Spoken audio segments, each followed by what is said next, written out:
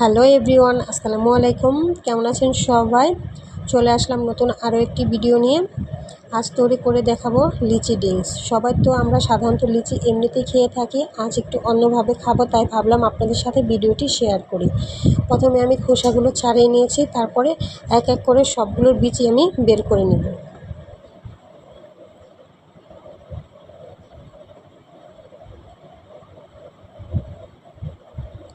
সবগুলো বিচি আমার ছাড়ানো হয়ে গেছে। এখন ব্লেন্ডারে জারে আমি এগুলোকে দিয়ে দিলাম।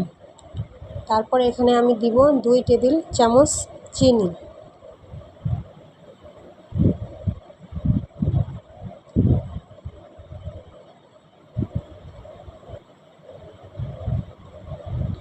তারপরে দিয়ে দিব সামান্য পরিমাণ লেবুর রস,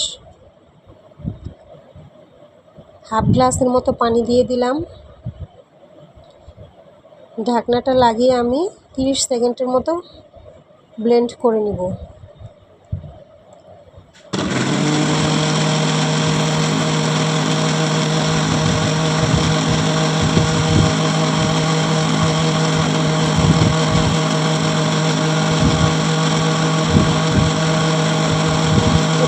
ব্লেন্ড করা হয়ে গেছে। ব্লেন্ডারে জার থেকে ঢেলে আমি একটু ছাঁকনি দিয়ে পেস্টটাকে ছেঁকে নেব। তারপরে সার্ভ করে দিলাম।